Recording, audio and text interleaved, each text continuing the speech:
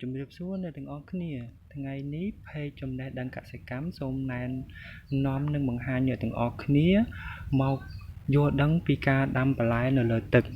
អញ្ចឹងការដាំបន្លែនៅលើទឹកវាមានភាពងាយស្រួលនិងត្រូវការអ្វីខ្លះដើម្បីឲ្យយើងដាំបន្លែលើទឹកបានអញ្ចឹងជាដំបូងយើងត្រូវមានកេស្នោរបស់យើងត្រូវតែមិនលិចតែបើសិនបើលិចយើងត្រូវទ្រាប់ផ្លាស្ទិកនៅខាងក្នុងដូចដែលខ្ញុំបានទ្រាប់អញ្ចឹងណាអញ្ចឹងកេស្នោរបស់ខ្ញុំវាលិចវាប្រេះបែកគូតអញ្ចឹងខ្ញុំក៏ទ្រាប់អញ្ចឹងផ្នែកនៅខាងលើយើងត្រូវតែចោះគម្របកេស្នោនឹងជាប្រឡោះអញ្ចឹងដើម្បីដាំហើយចំណែកឲ្យគែមរបស់គម្របកេស្នោយើងត្រូវជាធ្វើយ៉ាងម៉េចដើម្បីស្លោះទៅក្នុងកេស្នោនឹងឲ្យបានល្អណាអញ្ចឹងដើម្បីដាំនៅក្នុងប្រឡោះនឹងបានយើងតតែយើងកាត់ក្បាលដបអញ្ចឹងយើងឆ្នៃក្បាលដបនេះយើងកាត់យកតែក្បាលដបទេដើម្បីមកដាក់នៅក្នុងប្រឡោះនឹងដើម្បីដាំបន្លែនៅក្នុងនឹងអញ្ចឹងដើម្បីដាំបានយើងមានកាត់អេប៉ុងរបស់យើងប៉ុណ្ណឹងយើងកាត់ឲ្យទំហំធំជាងមាត់ដបតិចមកស្រួលយើងញាត់ចូលអញ្ចឹងនៅពេលដែលយើងញាត់កូនបន្លែចូលហើយយើងញាត់ចូលតាមគូតនឹងក្បាលដបនឹងយើងដាក់ចូលទៅក្នុងទឹកអញ្ចឹងទៅដាក់ចូលទៅប្រឡោះអញ្ចឹងហើយមួយទៀតបើសិនបើយើងអត់មានកេស្នោទេយើងមានដបធំយើងអាចកាត់ដបទឹកសុទ្ធឬក៏ដបទឹកក្រូចអីអញ្ចឹងយើងអាចកាត់វាជាពីរមកហើយយើងត្រឡប់មកអញ្ចឹងខាងផ្នែកខាងក្រោមនេះយើងដាក់ទឹកជីឬទឹក solution ដើម្បីដាំហ្នឹងដាក់នៅខាងក្រោមហើយផ្នែកនៃខាងលើនេះយើងដាក់ដាំញាត់ដូចក្នុងដាំដូចក្នុងកេស្នោដែលយើងញាត់គូតចឹងមកហើយដល់ពេលញាត់ហើយយើងដាក់ចូលវិញឲ្យដល់មាត់ទឹក solution អញ្ចឹងបន្តមកទៀតយើងមានក្របពូជអញ្ចឹងក្របពូជយើងចង់ដាំពូជអីយើងដាំសាឡាត់ឬក៏ស្ពៃចយឬក៏ស្ពៃជាកោះជាដើមណាហើយដើម្បីដាំបានយើងតតែយើងមានអេប៉ុងសម្រាប់ដាំមានកដាស់ជូតមាត់ឬក៏กระดาษអនាម័យដើម្បីបណ្ដុះកូនពូជរបស់យើងហើយយើងមានប្រអប់ស្នោដើម្បីបណ្ដុះក្របពូជហើយយើងមាន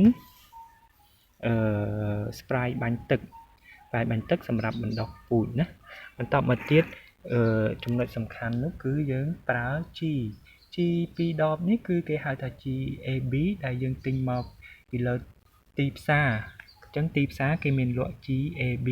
អញ្ចឹងវាលក្ខណៈជីនេះជីម្សៅទេប៉ុន្តែនេះគេលាយជា solution ឲ្យយើងស្រាប់ហេតុអីបានគេមិនលាយចូលគ្នាដោយសារតែកាលណាយើងលាយ GAB នេះចូលគ្នាវានឹងមានប្រតិកម្មជីធ្វើឲ្យជីនេះអប្រសិទ្ធភាពក្នុងការដាំដុះអញ្ចឹង GAB នេះវាមានលក់នៅក្នុងក្រុមហ៊ុនមួយចំនួនដែលគេលក់ទៅតាមប្រព័ន្ធអនឡាញឬក៏តាម app អញ្ចឹងនៅក្នុង app របស់ទន្លេសាបគឺមានផ្សព្វផ្សាយនៅលក់ជីនេះអញ្ចឹងជីនេះបើគេលក់ជាលក្ខណៈជាកញ្ចប់វាមានតម្លៃថ្លៃអញ្ចឹងហើយគេលាយជា solution AB ជាទឹកជីលក់វិញគេរំលែកតិចដែលអ្នកដែលចង់ដាំលក្ខណៈគ្រួសារអីអាចទៅទិញបានក្នុងមួយដបនេះប្រហែលជា 10000 រៀលអញ្ចឹងពីរដបនេះ20000អញ្ចឹងក្នុងពីរដបនេះអាចលាយទឹកបានពី100លីត្រទៅ130លីត្រអញ្ចឹងក្នុងការដាំ GAB ការប្រើប្រាស់ GAB នេះដែរគឺវាមានតាមប្រភេទទី1 GAB សម្រាប់ដាំតែសាឡាត់ទី2 GAB សម្រាប់ដាំយកបន្លែយកស្លឹកទី3 GAB ដាំទៅលើបន្លែយកផ្លែអញ្ចឹងដោយសារតែការ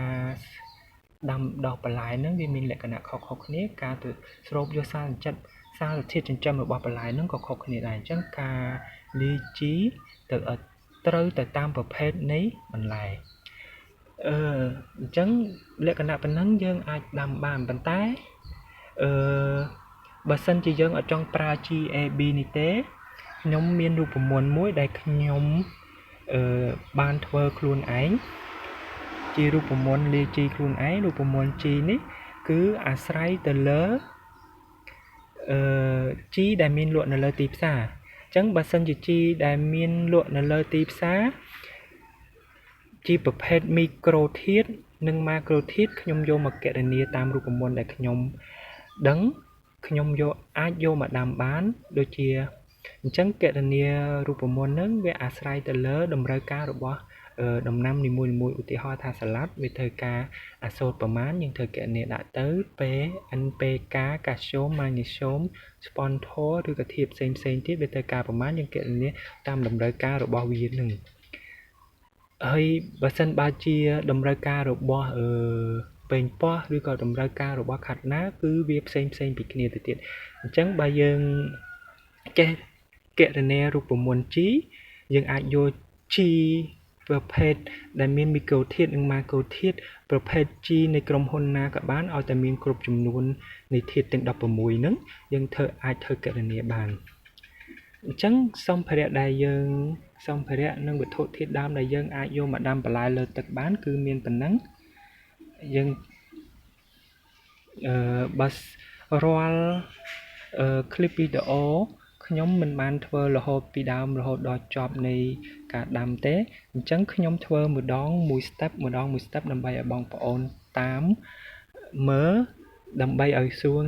ងាយស្រួលយល់បាទអញ្ចឹងបន្តមកទៀតដើម្បីភ្ជាប់នឹង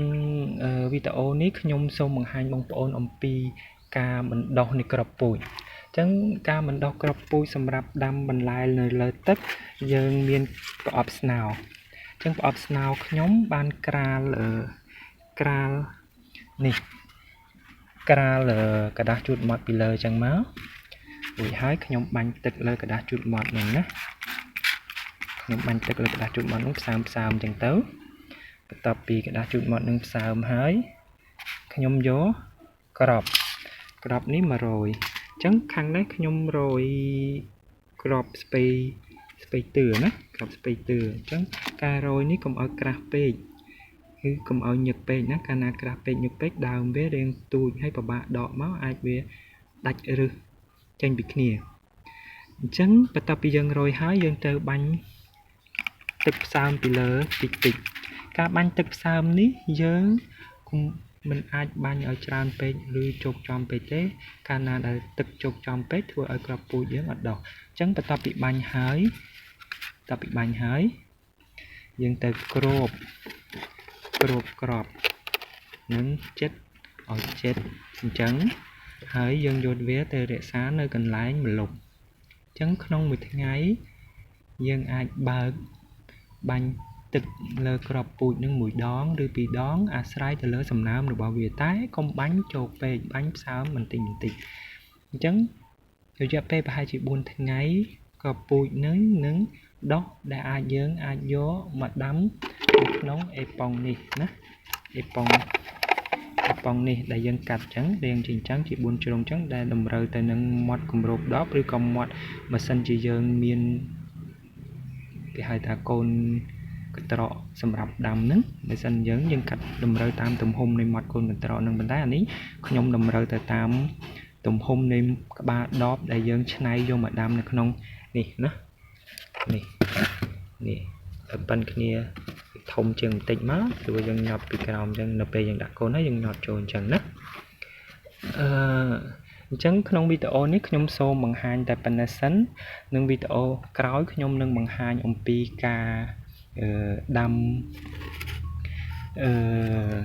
កូននៅក្នុងអេប៉ុងនេះដែលដកចេញពីនេះពីប្រអប់ស្នោដែលយើងបណ្ដុះនៅក្នុងប្រអប់ស្នោនេះណា